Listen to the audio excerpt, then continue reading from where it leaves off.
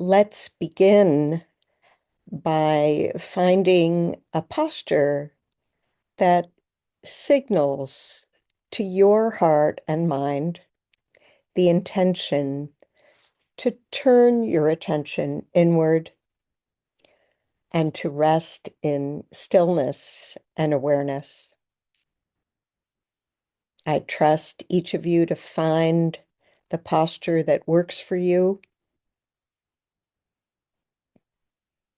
You're in many different time zones with different levels of energy, and some of you, it will be helpful to relax, and some of you perhaps to sit up straighter, some of you to support your back, some of you to sit forward. So take a moment to find your sweet spot and to choose either to close your eyes or lower your gaze.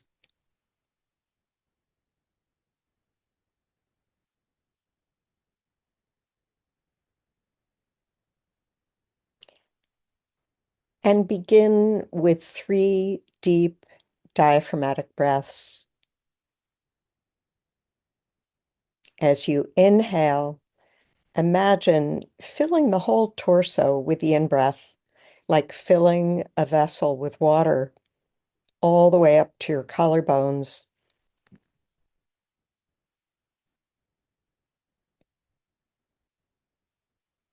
And taking even more time with the out-breath to fully empty the torso of the breath.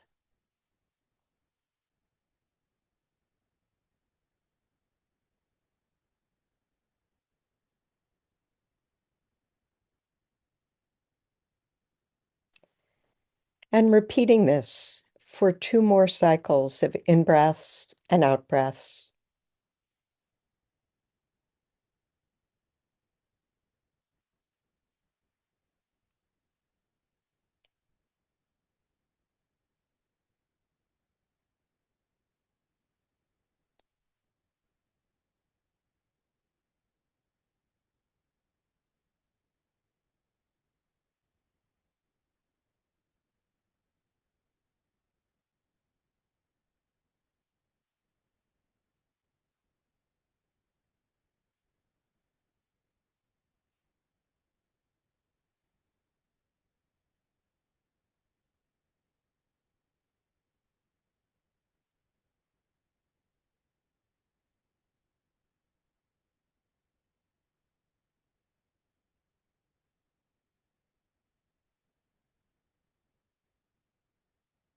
After your third out-breath,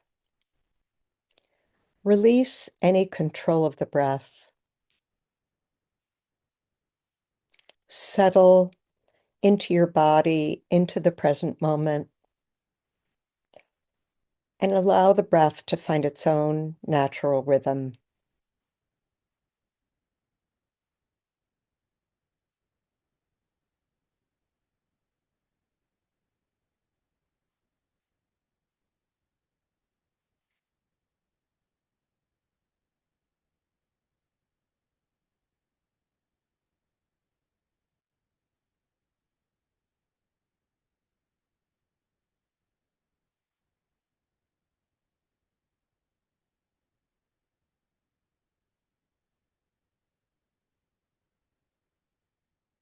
As we begin this practice, bringing a gentle and easy attitude towards the mind, especially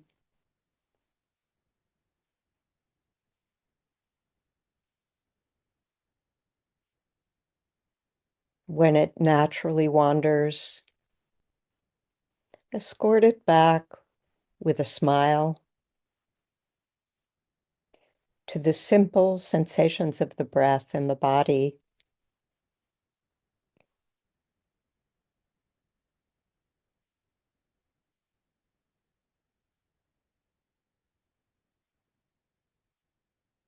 Emphasizing ease.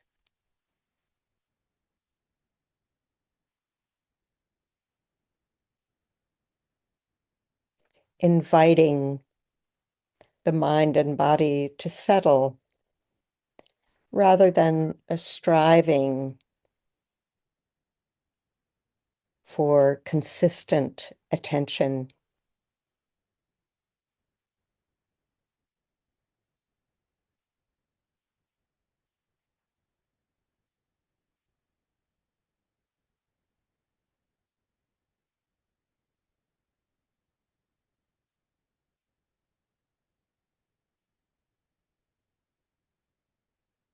Gently coming back to the breath wherever it's most predominant in the body.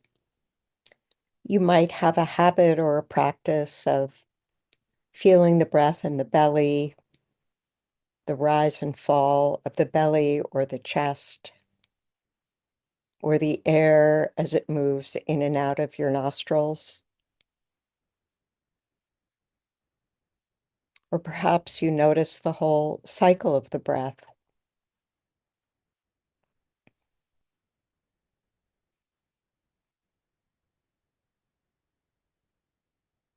Find what feels comfortable, familiar, accessible.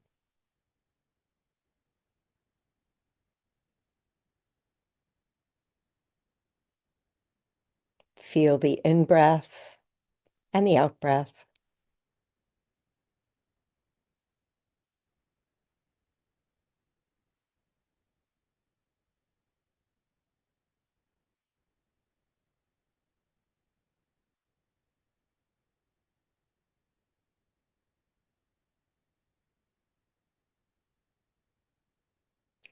And just for fun, see if you can notice the space between the breaths.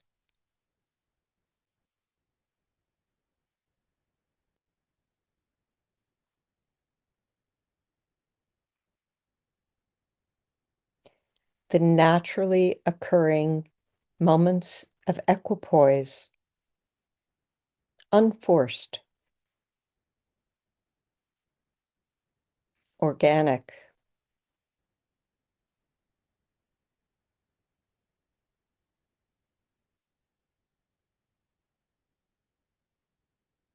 between contraction and expansion,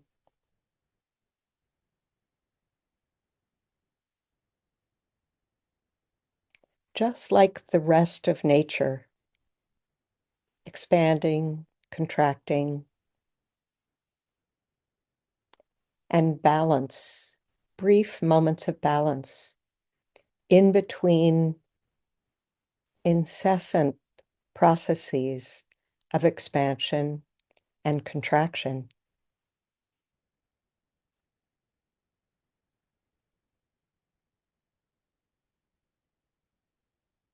Natural, feeling these natural changes and occurrences as part of nature.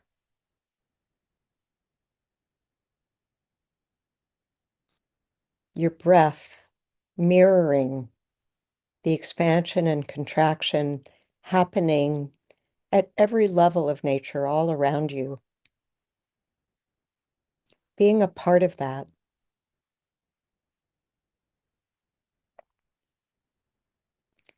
And the brief, fleeting moments of balance in between.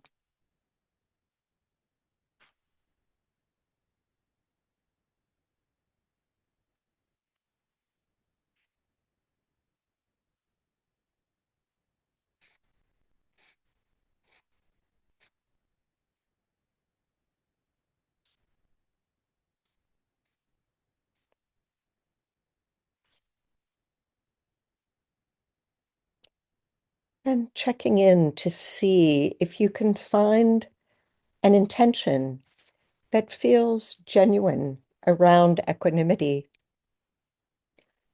Experimenting with these phrases and see if they feel true to you.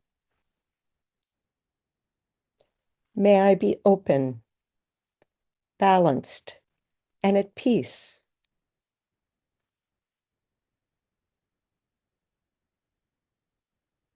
May my heart find rest and balance in the midst of all things.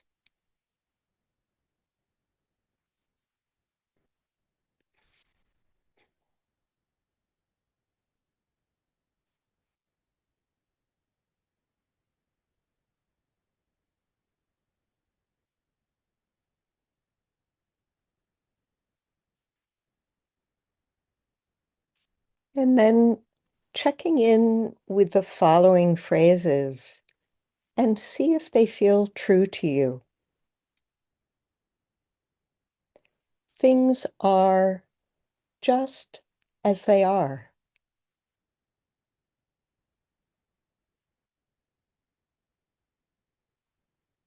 All things are impermanent.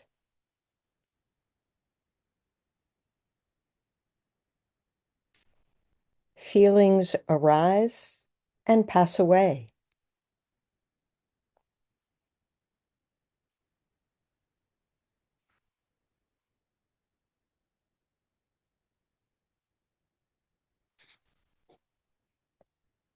We'll try repeating these phrases and connecting with them as best you can, and perhaps feeling some of the implications they may hold for what preoccupies you in this moment. Things are just as they are.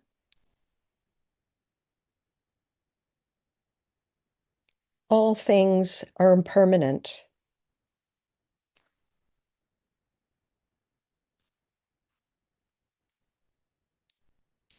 Feelings arise and pass away.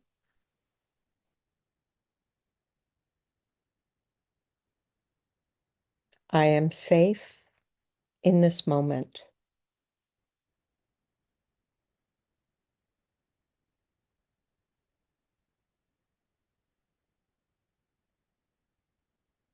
And coming back to the simplicity of the breath,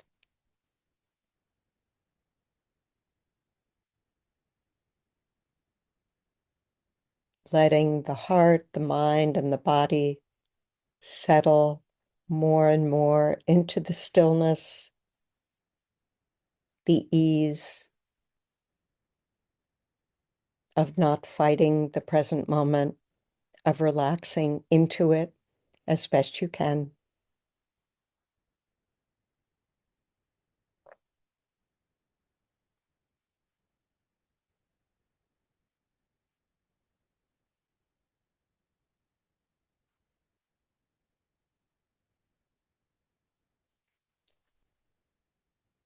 And now reflecting for a moment on the reality of how much our own happiness and suffering are the result of our thoughts, actions, and circumstances, and not what others wish for us.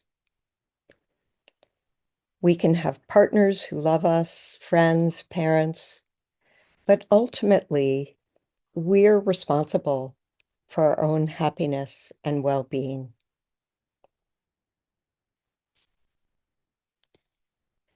This is also true for our loved ones. Loving others inevitably opens us to feelings of helplessness when our loved ones suffer. And we all know, no matter how fortunate their lives, there will be periods of pain for everyone.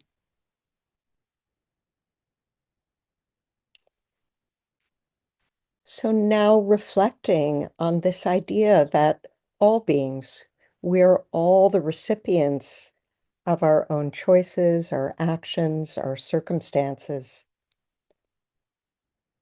And while we can deeply love and care for others, in the end, their happiness and suffering depend more on their thoughts, actions, and circumstances than our wishes for them. Equanimity practice recognizes this reality without forsaking love.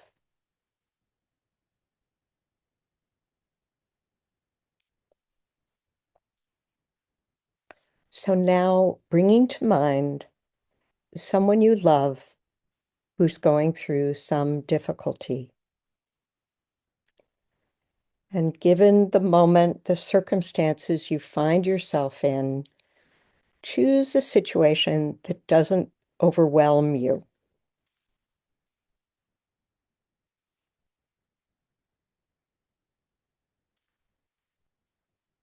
And feel into the following phrases as you hold this person in your mind's eye and see them through the eyes of the heart.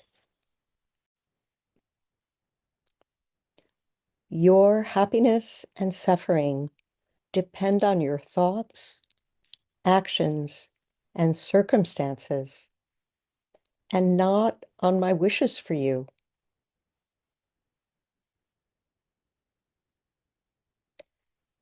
Recognizing this, I will continue to wish for your happiness and for you to understand the deepest sources of your own happiness.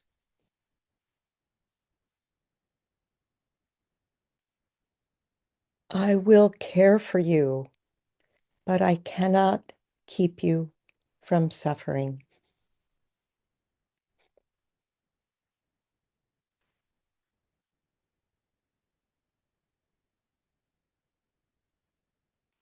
Knowing and accepting the limits of what you can do for this loved one. Silently repeating the following phrases, feeling free to adjust the language so it works for you.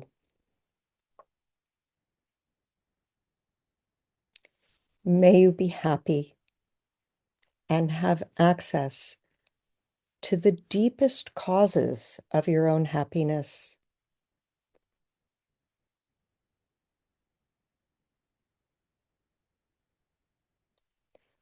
May you be balanced and peaceful.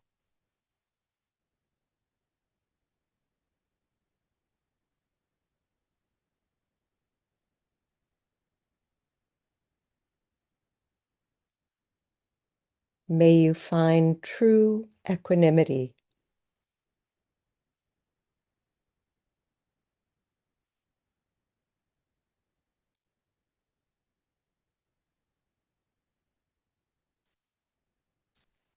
Allowing your heart to be touched by whatever poignancy you experience as you imagine your loved one free from suffering, while fully recognizing the limits of what you can and cannot do.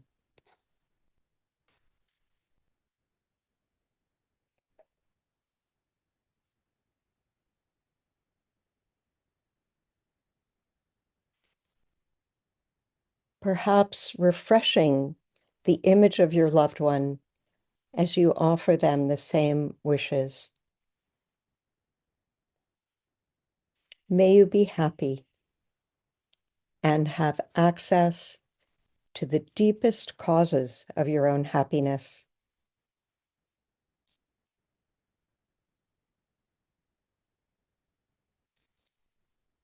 May you be balanced and peaceful.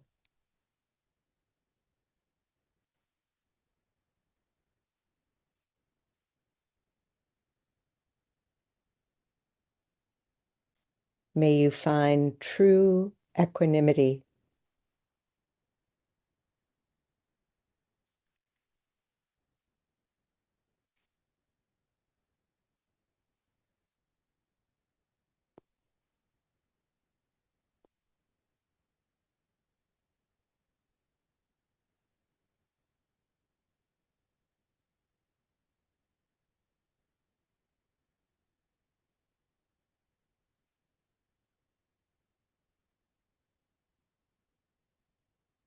And now imagine expanding this field of equanimity beyond your loved one, this field from your heart, from the love that's balanced by the wisdom of equanimity to include not just your loved one, but yourself and all beings.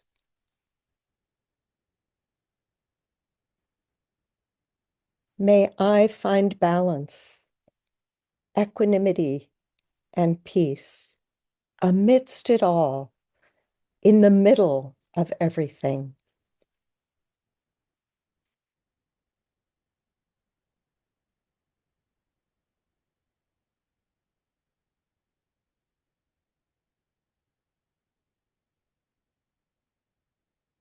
May all beings live in balance and in peace.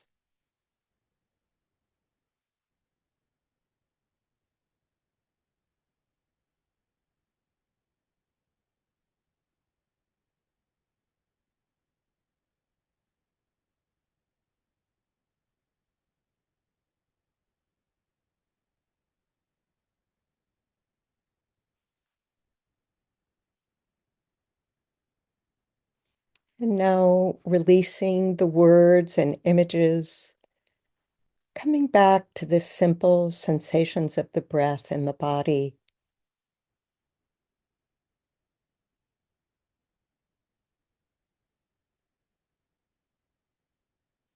Relaxing into the rhythm of expansion and contraction.